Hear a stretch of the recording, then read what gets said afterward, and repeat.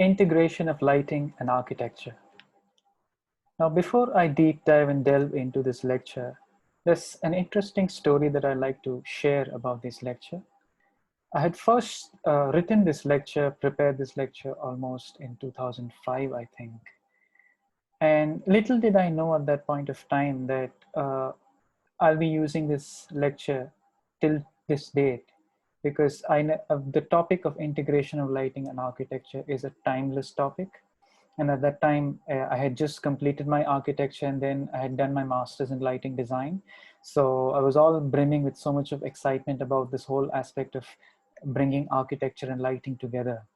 And it has been that excitement that I write that lecture. And over the years of working and practicing in this field for so many years now, the lecture has been developed and developed, although the title and the topic remains the same. The core issue and the core essence of this project remains the same. There's so much that has changed now in terms of its contents and the way I look at the whole aspect of integrating and lighting and architecture. And that is what I'm going to be sharing in this lecture. So an overview of the lecture. First, the aim of the lecture is to provide concepts and perspectives for integrating lighting and architecture, as the title suggests. The focus will be on exterior and interior spaces, and we'll be looking at residential, commercial, and urban functions, urban design functions. And the attributes are all that are aspects of architecture, interior design, and urban design, which include activities within the space, the colors, form, furnishing, materials, and textures that are there in a space, whether it's built environment, whether it's an interior, an exterior, or an urban design space. Now, background for this lecture is that the idea of writing this lecture was to explore knowledge beyond textbooks. Now, over the years, one question that I've been asked with so many people is there one textbook that describes about lighting design? I would say yes and no.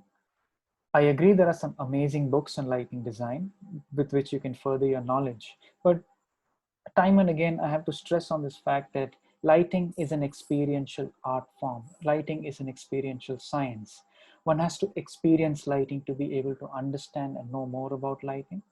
So the idea of preparing this lecture, as over the years that I've said, is to explore knowledge that is beyond textbooks. And also, I would like to explore techniques of presenting application experience-based knowledge. Now, when I wrote this lecture first in 2005, obviously there are a few things that I did.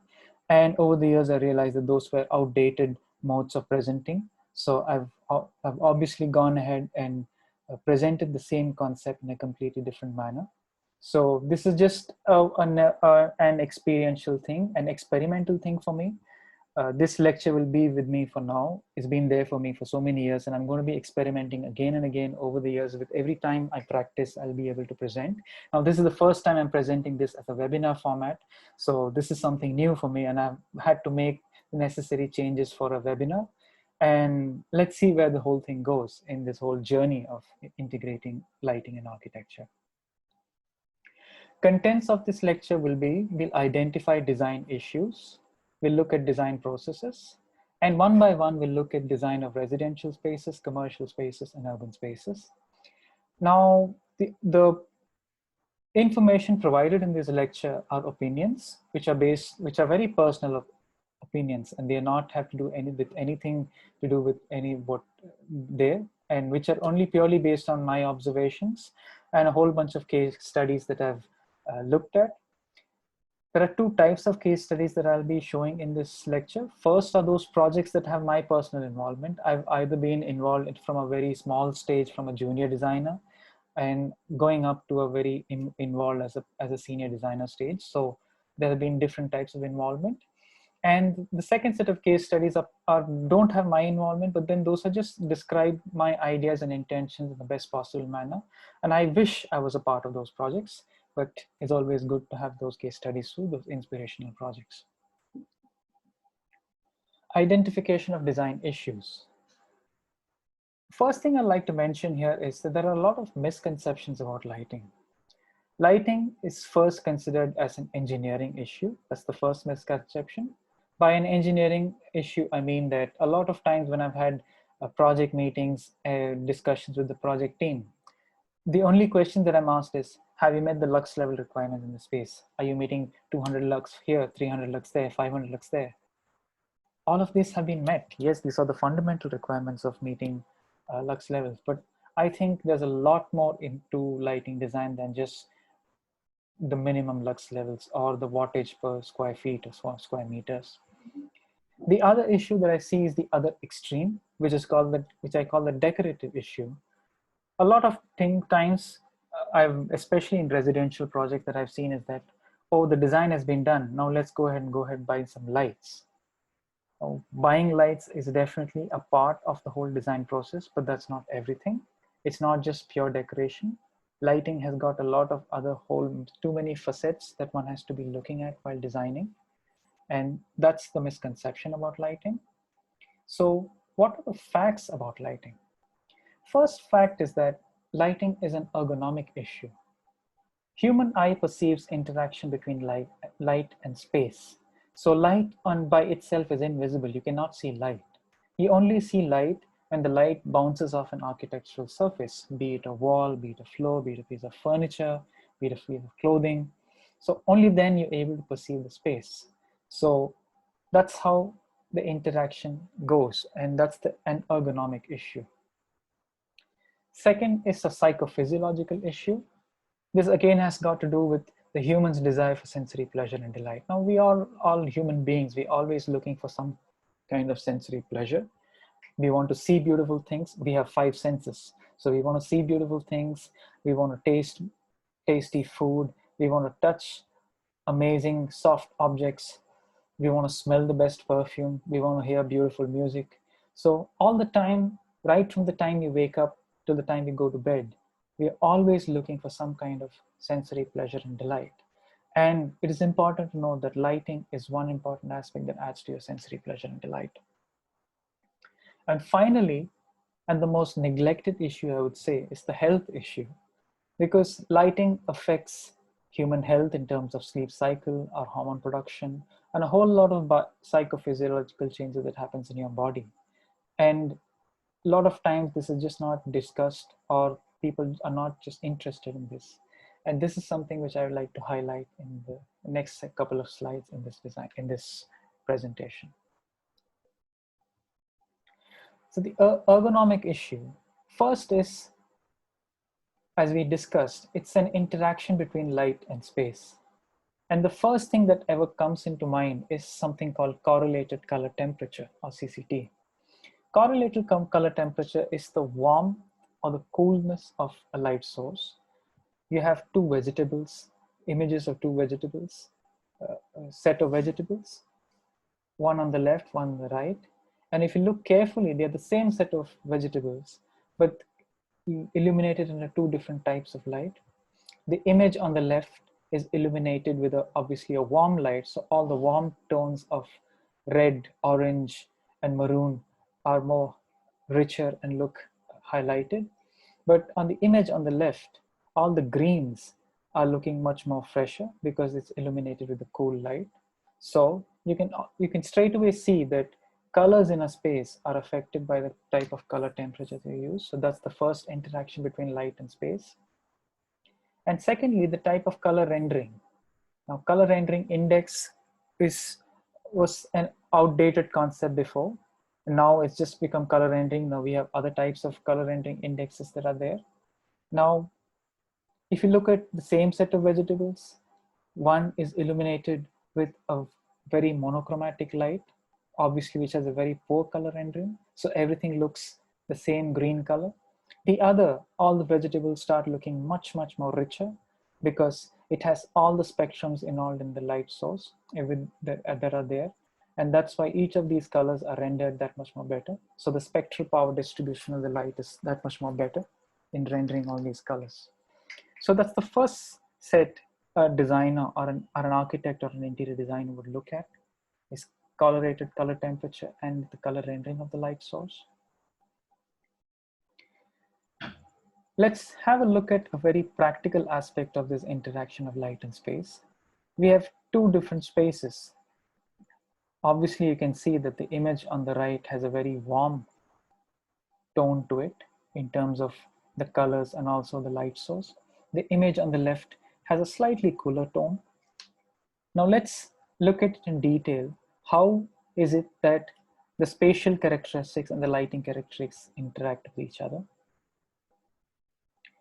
First are the chromatic or the color contrasts. We all know about the color wheel. There are different hues, there are different chromas, and then there are different values.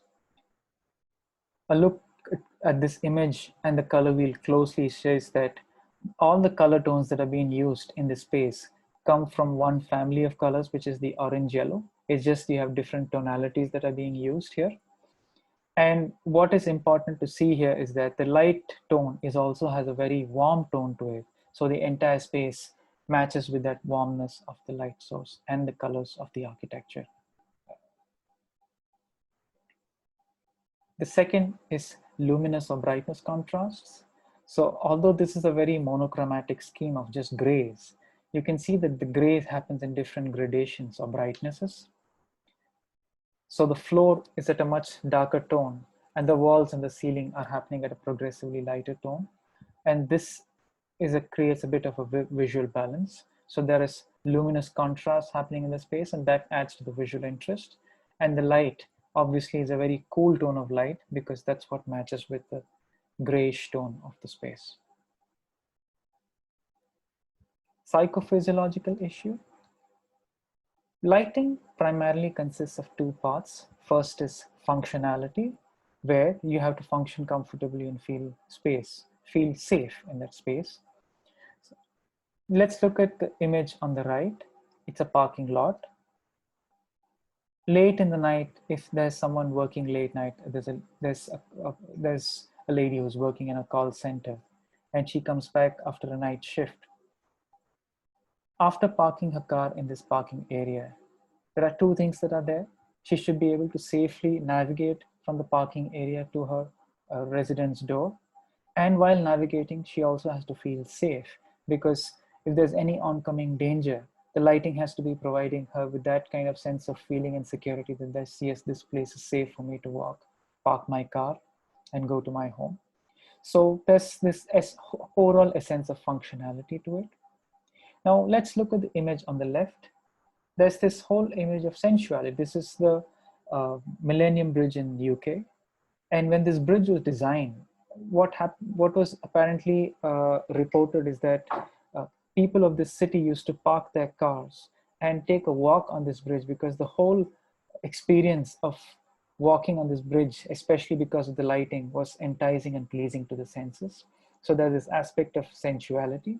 So it's this interesting mix of functionality and sensuality that makes the lighting design that much more meaningful. Third, last but not the least, which is the health issue. Now, there are a lot of hormonal changes that happens in the body. I will only be discussing the most important, the most relevant to this lecture on architecture and integration of lighting and architecture. First is light is regulation of a hormone called melatonin. Melatonin regulates sleep and wake cycles of the body clock.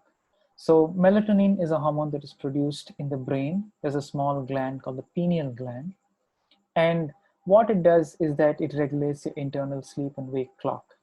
So when melatonin production increases, and that normally happens at night, or when the light levels, the ambient light levels come down, when the sun starts setting, your body starts producing melatonin, and it's almost puts your body off to sleep.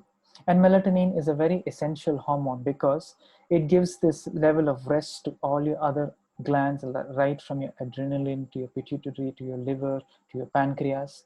And melatonin is required for the proper functioning and resting of all these glands and these organs. So it's the most essential hormone. And if you've noticed, if you've done a late night shift, maybe stayed over late at a party, the next day when you wake up, you have this really acidic feeling in your stomach. That's because the melatonin production is completely disrupted because you've been staying awake all night.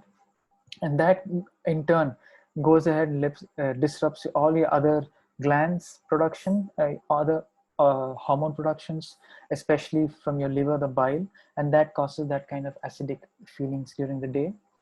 And once you go off to sleep, you feel that much more better because the melatonin production has happened and it balances the rest of your hormones. The second hormone that I like to talk about is cortisol. Now, cortisol is a hormone that regulates your muscular activities. Your nervous system consists of something called a sympathetic nervous system and a parasympathetic nervous system. Sympathetic is the go nervous system that makes you go into action.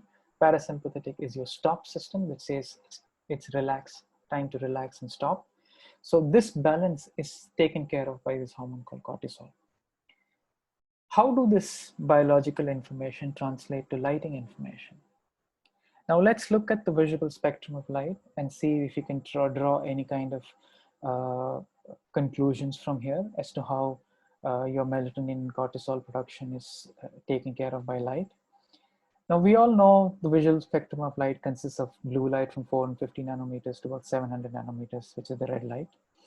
Now cortisol production is maximum at the yellow end of the spectrum, which means that whenever you're under yellow light, that's where your cortisol production is maximum. So you feel that much more rejuvenated, and that really activates your parasympathetic and sympathetic nervous systems. So if you've gone ahead and had a coffee at a barista coffee shop, it was not just the coffee that makes you that much more active. It's also the warm light that was there in the coffee shop that really affects your whole cortisol production and your nervous system.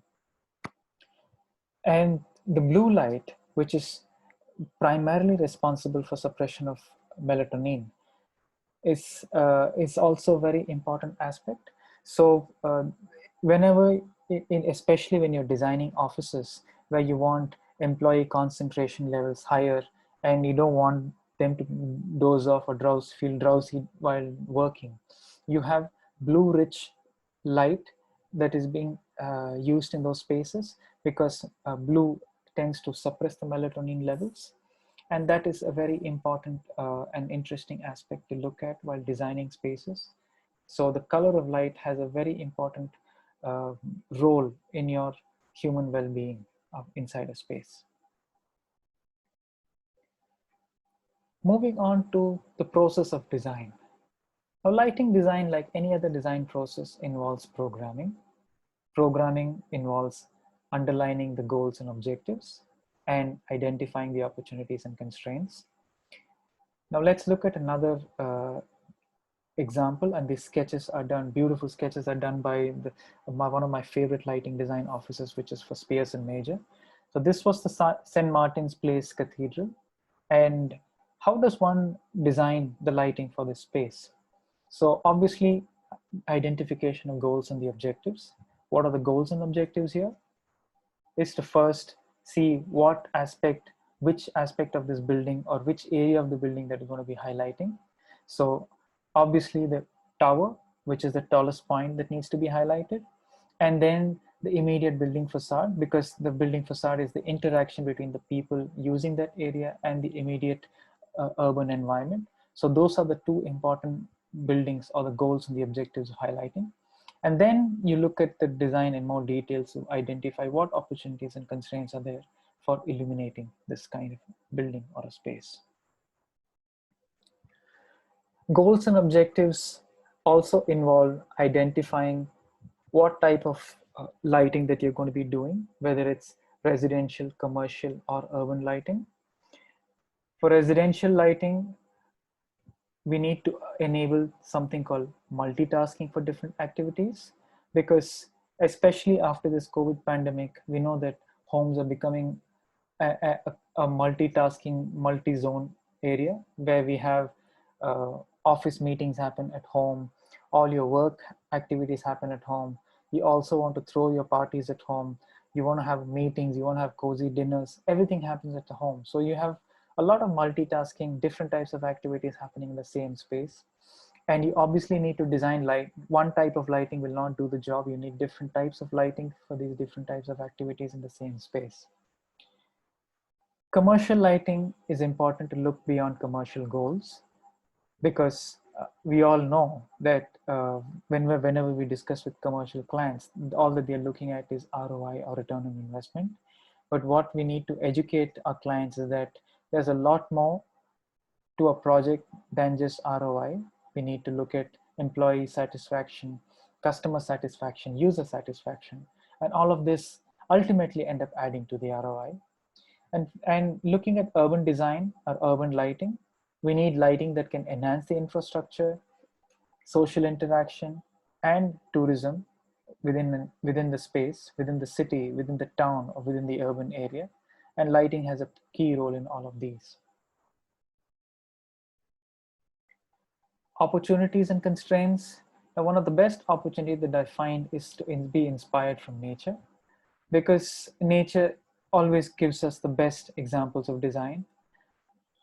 The image on the right is from a very famous historical building called the Pantheon, and it's very famous for its oculus.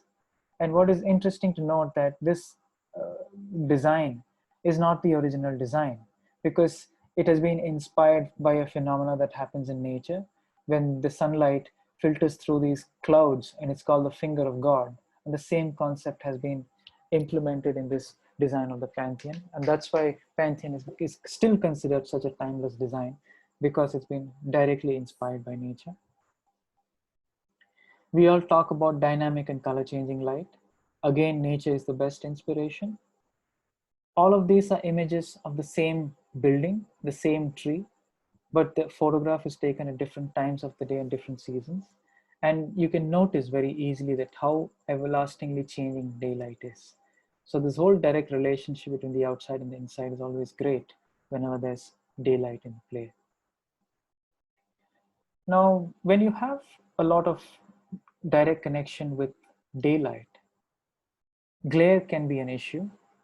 And glare can be very subjective too, because uh, I would always prefer, even if there's a window, there's a lot of glare happening, I would still prefer a direct connection with the outside and a look and the view of the outside.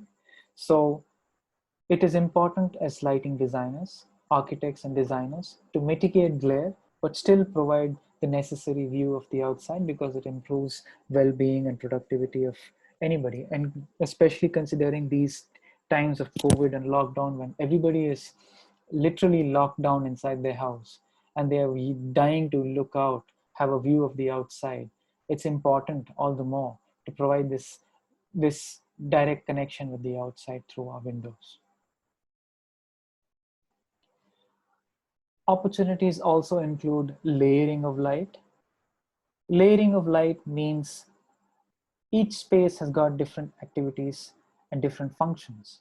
Now, if you see this conference room, there are three images of the same conference room, but each of these three images, one thing is different, and that is the lighting, because different modes have been created with lighting. The image on the extreme left is more a general illumination that is provided maybe for a maintenance scene of cleanliness. The image on the center, which has an even wash on the back wall, adds a lot of formality to the place. So it adds the grandeur and makes it a little bit more formal meeting. And the image on the extreme left has this accentuated washes on the wall to give it a little bit more casual feel. So more and the warm temperature of the light only adds to the casualness of this place. So you have different layers of light that support different activities, and it actually ends up providing flexibility to the place. So one space, you have different activities, and lighting changes the complete mood of the place. Lighting has a very important impact on architecture. One example that I like to show you is the Akshardham temple in New Delhi.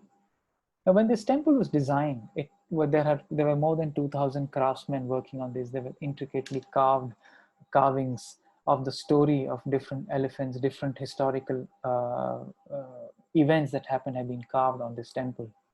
But the trouble was, which were the pujaris of the temple identified, pujaris are the priests, if I'm to be more precise, identified was that during the day, the temple was so magnificent, the people only looked at the size of the temple and they almost missed out looking at the intricate carvings. So the challenge put forward for the lighting designer was to make or highlight all these carvings at night. So if you look at the image on the left, you can see that different color temperatures have been used to highlight different aspects of the temple. So this one monolithic structure of the temple that looks so monolithic during the day has been systematically broken apart, dissociated with the use of lighting. So you see the water body, then you see the gargoyles. Above that, you see the elephant plinth. Then you see the friezes and the carvings. Then you see the columns, and then you see the tower of the dome or the tower of the temple. And each of these has different treatments. So this lighting is used to systematically dissociate different elements of architecture. And during the night, people who come and visit this temple are able to enjoy and relish each of these carvings in that manner. So lighting has a very important impact on architecture. Now, one more example that I'd like to show is, which is a direct contrast of dissociation, and I call it association. This was another project that I got to work on in Switzerland. If you see the image on the right, there was a 100-year-old classic brick and mortar building, and there was a renovation and extension happening to this building. It's the Merck Serono Research Laboratory. It's a pharmaceutical company. And the architect, Helmut Jahn, who's famous for making glass boxes, built a completely steel and glass building right next to this brick building. And the challenge that was put forward to the lighting designer was that I have two different periods of architecture. One is a 100-year-old Pyrrhustic building, and one is a very modern steel and glass building. And how are you going to seamlessly blend these two architectures? Now, if you look at the image on the left, if the building, which is lit from the outside, the brick elements of the classical building are lit from the outside, and the glass elements of the modern building are lit from the inside. So there's a systematic association that is happening. So two different periods of architecture are seamlessly blended by the use of lighting. The same type of color temperatures has been used so that the blend happens very seamlessly. So lighting can be used to dissociate, lighting can be used to associate periods of architecture too. One more opportunity that happens is the use of luminaires. Luminaires can highlight architectural features, like the image on the right, where you have light fixtures that are highlighting the park bench or the wall on the park. And the image on the left, you see those light fixtures, which are actually the size of the stones that are being used for building this building. So they become an architectural feature. So there is no right or wrong in design. Depending upon the designer's intent and what is good for the project, you need to make these calculative decisions. And luminaires can highlight, can either highlight, can become a blended architectural feature. Another two examples that I like to show here of luminaires highlighting. The image on the right is the same Akshardham temple from the interior. Now, Akshardham temple from the outside was built with a lot of sandstone. On the inside, there was a lot of intricate marble that was used for carvings. And it would have been a very bad decision to have any kind of exposed light fixtures, because it would have taken away from the carvings, that the whole glory of this architecture was to enhance, is to relish these carvings. So whatever light fixtures that are being used are concealed light fixtures. There are buried light fixtures, in-ground light fixtures on the base of the columns. And then there are these projectors that are mounted above the columns in those bracket areas. I'm just using my mouse here. If you can notice these, there are these light fixtures that are mounted in between those brackets, highlighting the ceiling. So all the light fixtures are concealed within the architecture, because the architecture itself is so magnificent. The lighting has to take a back seat and just highlight the architecture and not be visible. But there was another contrasting scenario that happened in this project on the left. This was the Metro Cinema in Mumbai. Metro Cinema was a 100-year-old piece of architecture built during the Art Deco time. So when Metro Cinema was renovated, the Heritage Council of Mumbai had made a strict rule that whatever renovation is done the Art Deco style of this building has to be maintained, which was a fantastic decision in my opinion. So whatever light fixtures that I use also had to be Art Deco. So while designing this theater, I had to look at examples of Art Deco fixtures from 100 years ago and have them manufactured and custom designed. So you see this image below of this custom light fixture, which was built using modern materials, but the design is very much inspired from the older Art Deco features and has been installed over here. So it's very much depend on the architecture and the need of this area. So luminaires can highlight the architectural features, like in the Akshardham temple. Luminaires can become an architectural features, like in this Metro Cinema. So you have concealed luminaires, revealed luminaires, depending upon the project brief and what is required. So there is nothing right or wrong. You have to make a very calculated and measured choice depending upon the needs of this project. Opportunities and constraints also include individualized controls. Office lighting is something which is a very, very highly debated topic, because the minimum lux requirement says office lighting has to be 500 lux. And whenever you have the engineered approach, what is normally done is they run a calculation software using Relux or Dilux and then say, okay, I provide these many luminaires and a 500 lux blanket of light. What you have to notice in the standards is that 500 lux is required only on the worktop area. Why should so much excess light be provided in the non-working areas, especially your corridors or your movement areas? Those areas do not require 500 lux of light. They only require probably a maximum of 150 or 200 lux. So what is needed is individualized control. So what you do is dim down the light and provide task lighting only in those areas where the user is going to be using maximum, where there's the maximum amount of light that is needed. And all the areas can be dimmed down or less lighting is provided. That way you save energy and you also provide user satisfaction, because users are able to control the lighting as per their requirements. And this level of controllability adds to the user satisfaction. Moving on to the next topic, which is residential spaces. We had already discussed about how residential spaces are all becoming the whole thing about multitasking. So we break up the residential spaces based on activities, not on rooms. So we look at facade and entrance, we look at the foyer, and then we look at what all activities that happen in the residential space.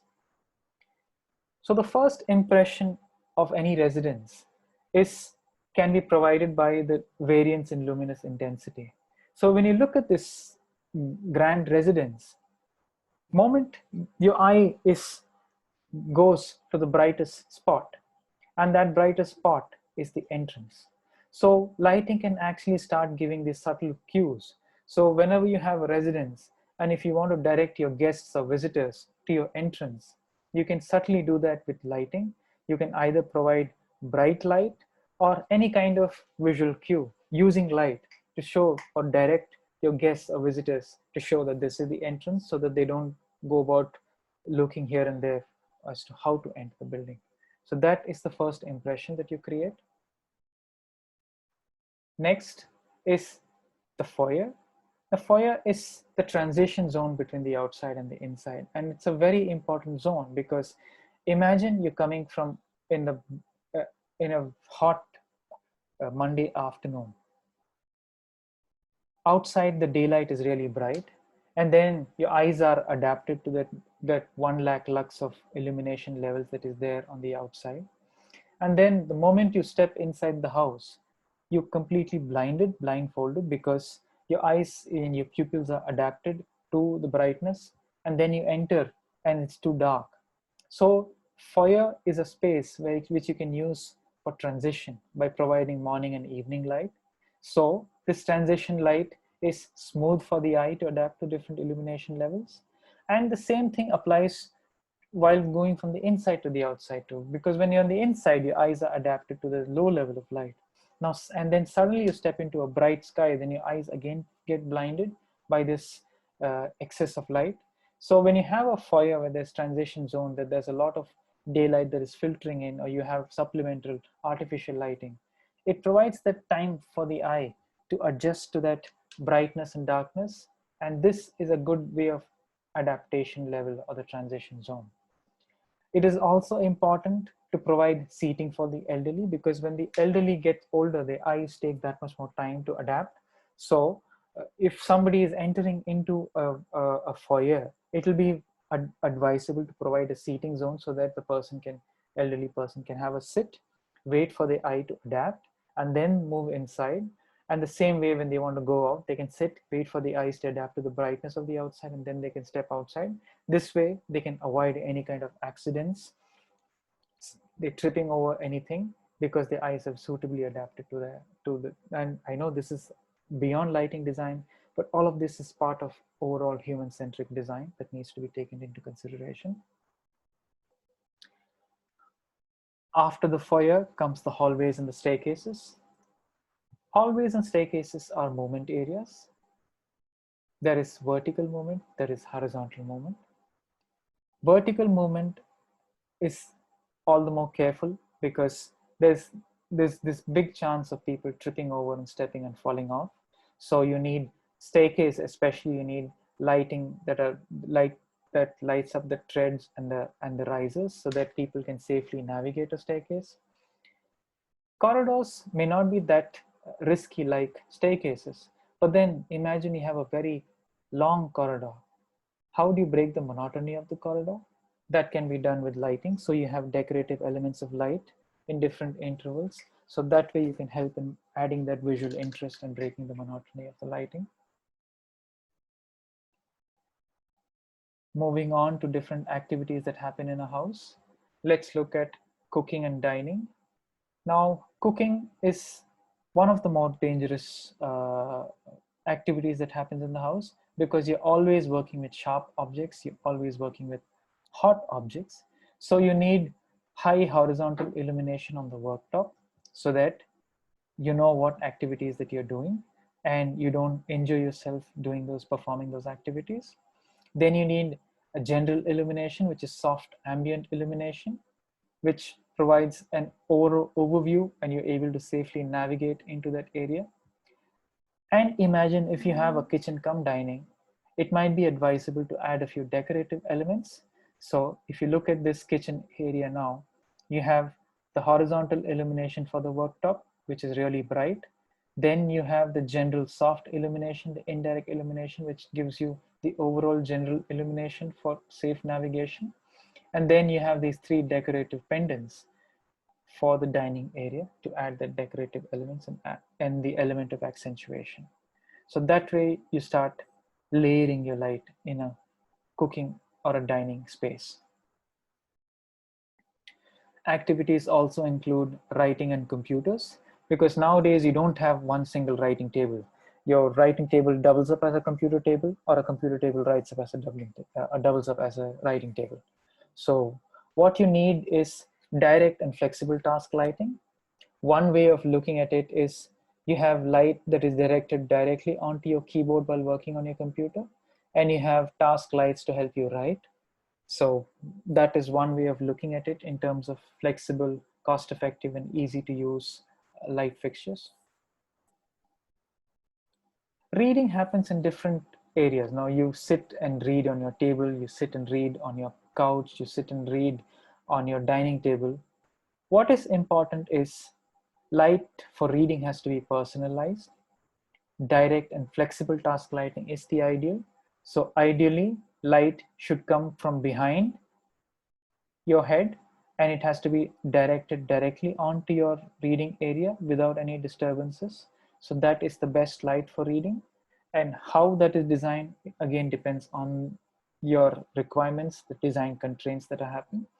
But that is one way of looking about how to do lighting for reading.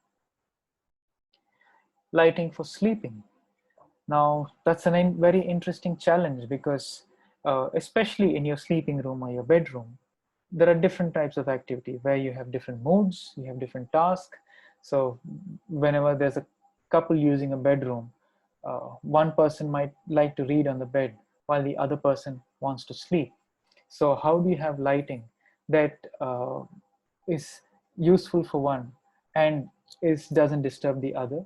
Ideally, it's good to have task lighting so that the light is directed only onto the person who's reading and it doesn't disturb the person when sleeping.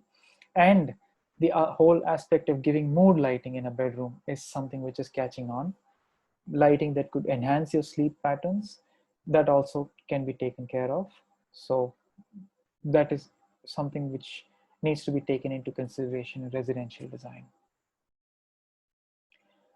You have grooming areas, which can be bathrooms, your shaving mirror. And while grooming, you need personalized lighting that is accentuated for self-actualization, especially when you're looking in the mirror. One has to be careful that you don't have a downlight or a light fixture right above your head, because then it ends up creating these ugly shadows under your eyebrows, shadows under your nose and on your lips. And especially for women who want to put on a makeup, this can become a nightmare trying to put makeup under that kind of a light.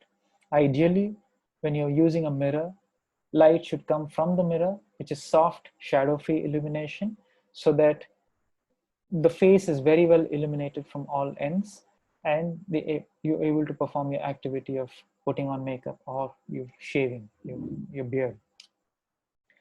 Bathrooms can be slick areas, and slick areas can be also a zone of the maximum number of accidents due to slipping and falling. So you need lighting that enhances the space and is adequate enough for the person to understand that there's water spilled on this area and I need to be careful while walking. So apart from accentuation, this whole element of task lighting is also needed in grooming areas. Moving on to the next set of spaces, which is commercial spaces. Now, commercial goals have different aspects.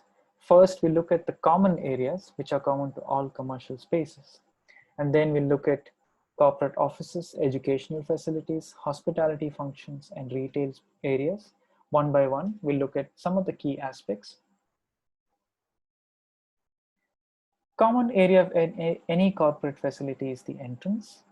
And what is important in an entrance is to create this image, identity, this corporate quality of light is needed, because every corporate organization wants to stand apart from the rest. So you need bright illumination. So that is what is needed to highlight the entrance most of the time.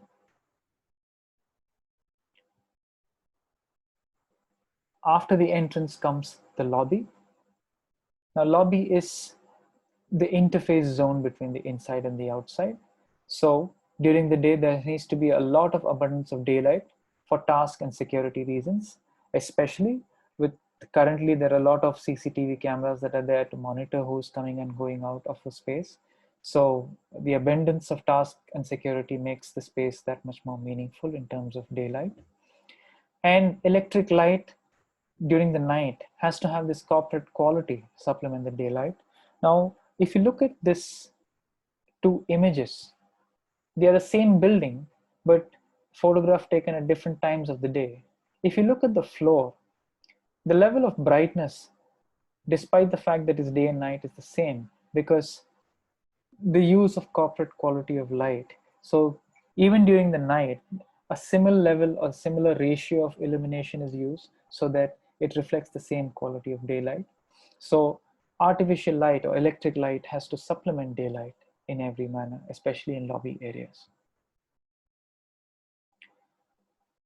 Elevators have become a very integral part of architectural design, especially corporate buildings, high-rise corporate buildings. Now, this was a very interesting building because there were twin towers of corporate areas, and the architect and the lighting designers decided to highlight the elevator because this was a glass elevator and there was a lot of vertical movement happening on these elevators. So it was decided to give this building a kind of living characteristics at night. So every time the elevator was used and there was a movement up and down, the light would also change. So this provided this element of dynamism to this building. So this whole building came to life, especially when the elevators were moving, to show that there's some activity happening.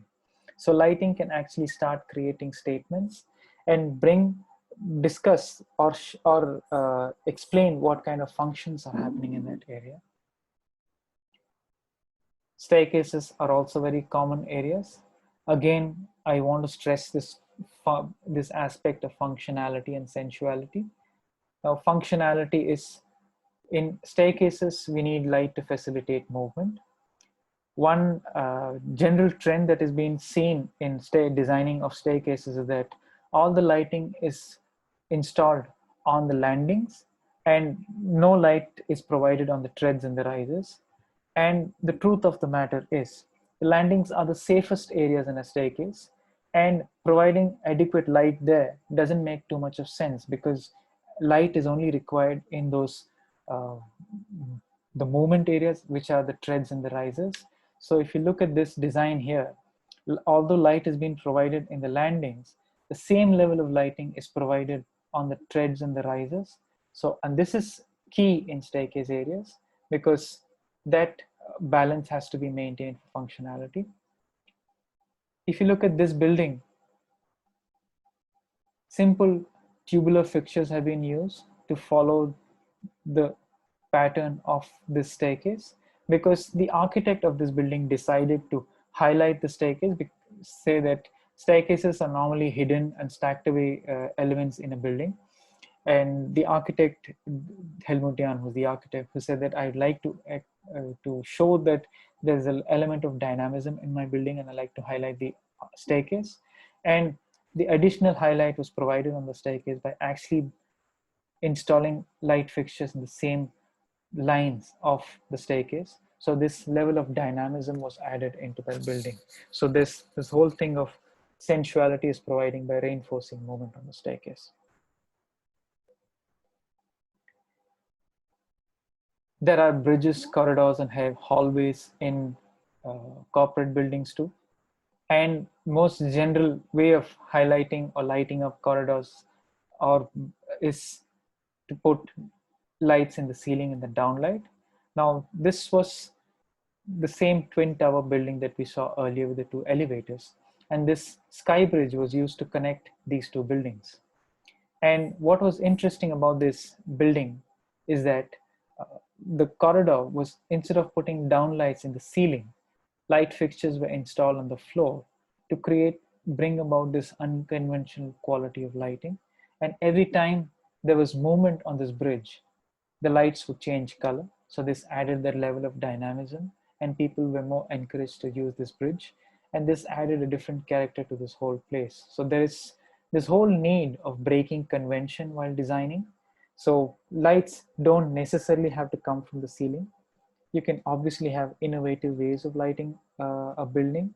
Here you light it up from the floor and you create this level of dynamism into the building.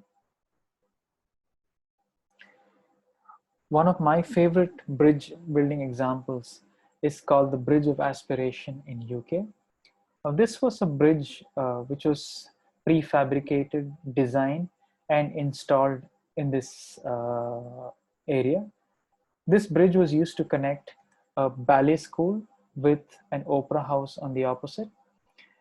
The students of the ballet school had to actually climb down 4 or 5 floors, cross the road, and climb up a couple of stairs to do the performance on this ballet in this opera house. So it was decided to connect these two buildings with a bridge. It wasn't that easy because both these floors were on 2 different levels and they were slightly away from each other. So this whole juxtaposed, twisted, parabolic, hyperboloid kind of a structure was designed so that students could directly move from their practice in the ballet school into the opera house, and then they could do their performance here. And what was interesting is the lighting designer followed the architecture, seamlessly integrate these fiber optic elements in the corners to highlight the dynamism and this movement in this whole architectural piece, masterpiece, I would call it. And imagine putting a few downlights or appended in this bridge. It would have completely destroyed the whole purity and the beauty and this magnificence of this architecture. Although it's such a small piece of architecture, I think it's still a timeless piece of architecture, and lighting only adds to this timeless because it is seamlessly integrated with the architecture. You break convention again. Now this was again the Merck Serono building in Switzerland. Here, the lighting was designed in such a way where you had integrated lighting in the services. So while designing the lighting, the conduits were made larger so that all the electrical wiring and data cabling happened within the same casing used for lighting. So all the services were integrated into this whole area, and it highlighted the horizontality of the building. So it's not just aesthetics, a lot of functional aspects can also be very seamlessly integrated with architecture, and you can create a very modern building to it. Facades are a very integral aspects of corporate building because they uh, are used for corporate image. All the exterior and the interior lighting builds onto this corporate image. The project example that I like to show here is the Post Tower in Bonn. Post, the German Post or the Deutsche Post is during in 2005 was the largest logistics company in Europe during that time. And when they built their corporate headquarters in Bonn, what was important was that the whole focus had to be on this building, and whatever lighting that has been designed is at a very low level. So if you see the entrance from the park to the walkway into this whole building, there are no street lights that are designed that would block the view to this building. It's a very pure view that comes into there. And for the facade, a color changing red, green, blue color changing element has been added into this area. So during set hours, which are called the happy hours, the entire building changes color and it adds to that corporate identity of the building. Now, from a perspective of light pollution, yes, there is a problem, but at that time, it also created a major corporate identity. Corporate offices also require typical zoning with light. Now, if you remember the earlier slides that I had shown you where warm light is used for cortisol production and cooler light is used for melatonin suppression, this office, the IBM office, is a direct application of that concept. So there was this office area where the task area, and then on the next to it was a coffee shop and a relaxation area. So the cafe area and the coffee shop was illuminated with warm light, and the office area, the work area is illuminated with a cooler light, so that people, employees, when they're working, there's a level of there's a level of cooler light that helps them focus better, suppresses the melatonin, helps them concentrate. It improves their visual acuity while performing the task. And then whenever they want to take a break and want to relax, they move into the warmer zone, have a cup of coffee, enhance their cortisol levels, feel a bit more rejuvenated, and come back to work. And these two color temperatures create a nice visual demarcation between these two spaces. So although there is no physical demarcation, it's just with the two color temperatures of light, you can make out that what is the work area and what is the relaxation area. Moving on to educational facilities. Now, schools are no longer what they used to be because students have also become aware, kids have become aware about where they are studying, and they're always looking for a school which they can feel proud of. This was a school building in Switzerland, and the school was obviously very keen or particular about their corporate image at night. And a very simple solution is being used. Please Buried green lights are being installed behind the blinds. So at night, it creates that corporate identity for the school, and green was the corporate logo. So they use that same color to highlight this building.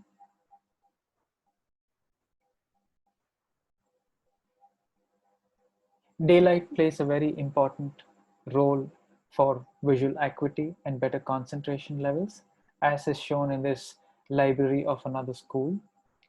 So there's a lot of interplay of daylight that is happening, a lot of open windows, so that bring in a lot of daylight in this area.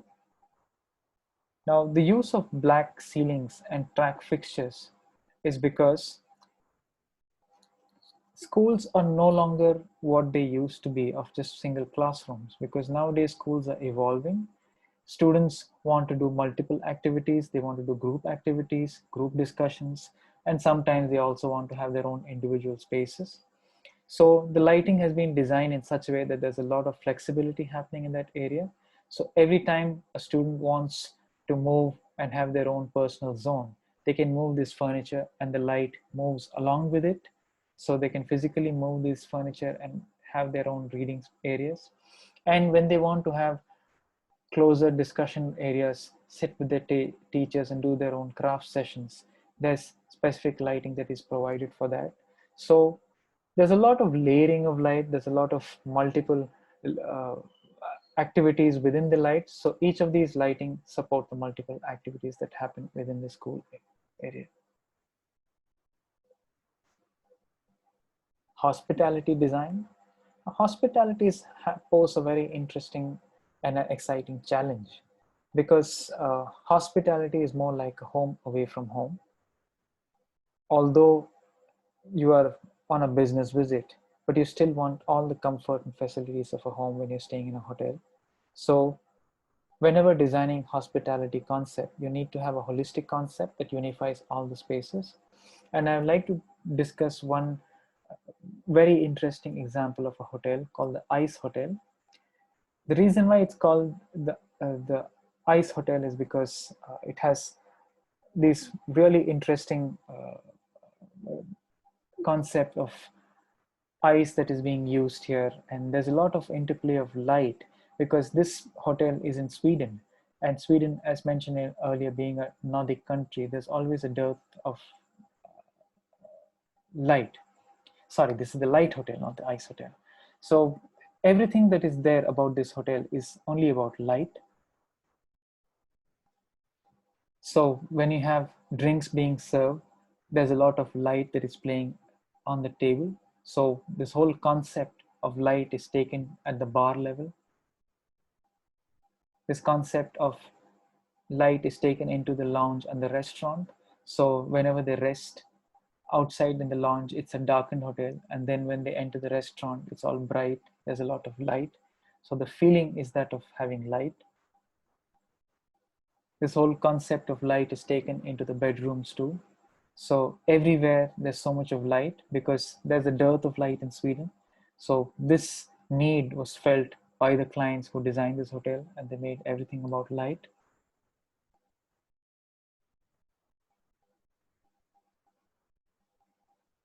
So depending upon the mode, you could select. And what is the most interesting aspect of this whole hotel was the facade, because there was no facade design, facade lighting design. Whatever happened on each of these individual rooms was reflected onto the hotel facade, and it gave a completely dynamic image, and it lived up to this image of light hotel. So everything about this hotel was about light. So you have a holistic concept that unifies all the spaces right from the facade down onto the lobbies, to interior spaces, the restaurant, and then to the bedrooms too. Retail design is all about selling. We all know that. Selling happens through shop windows. Selling happens through merchandise. Now, this is a shopping mall in Germany, and it was an interesting shopping mall because it was completely made of steel and glass. And during the day, the architecture takes precedence, and glass is a very tricky element because You cannot illuminate glass. It's transparent and light would just pass through. So what was illuminated is all the advertisement banners behind the glass.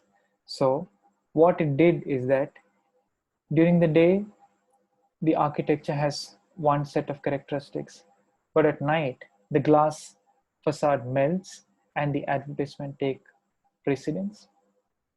So that was an interesting element that was added in this whole retail design, where you can completely change the layers of architecture with lighting.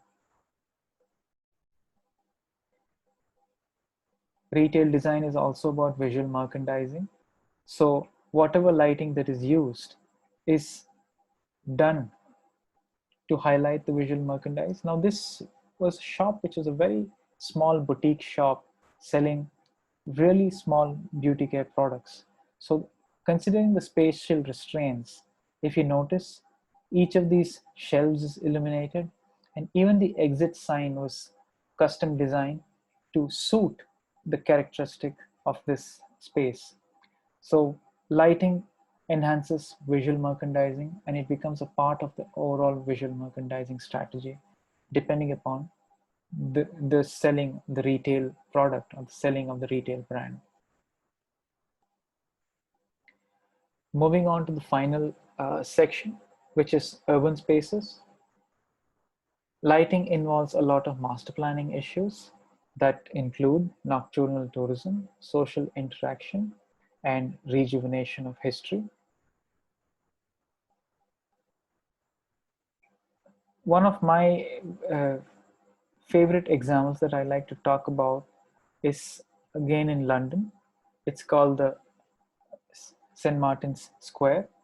Now, luminous points are created within the city, which link the town and the city, and nocturnal activities are created around it to promote all the social activities at night, just like in this space here. What was interesting about this square was that it was a dead square during the day and at night too. So the entire community said, let's create some activities at night. So this whole square was illuminated, buried light fixtures were put in that area, and it created an element of dynamism.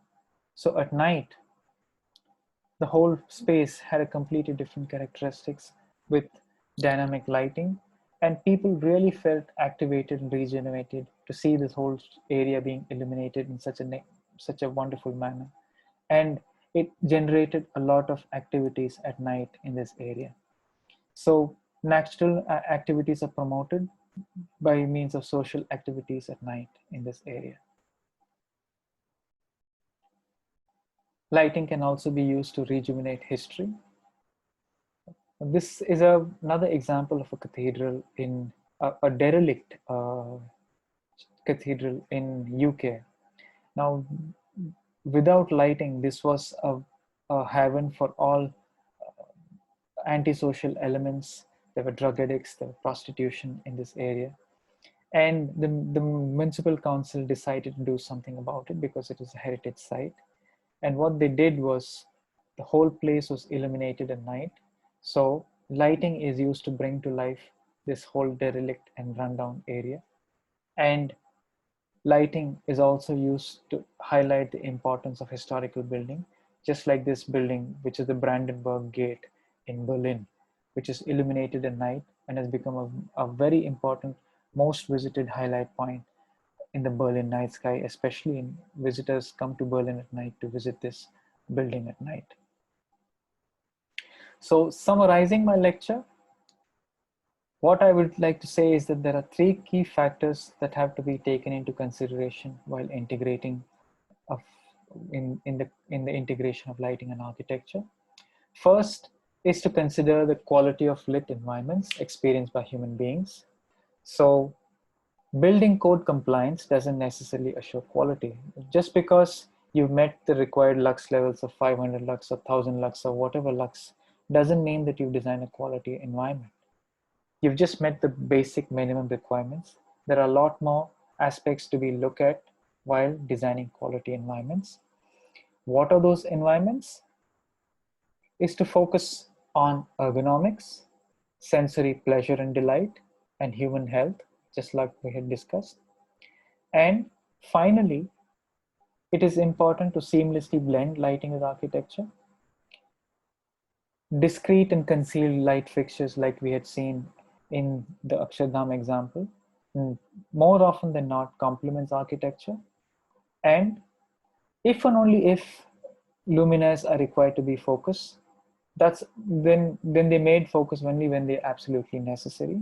So a value engineering and an appropriate assessment of the architecture has to be done.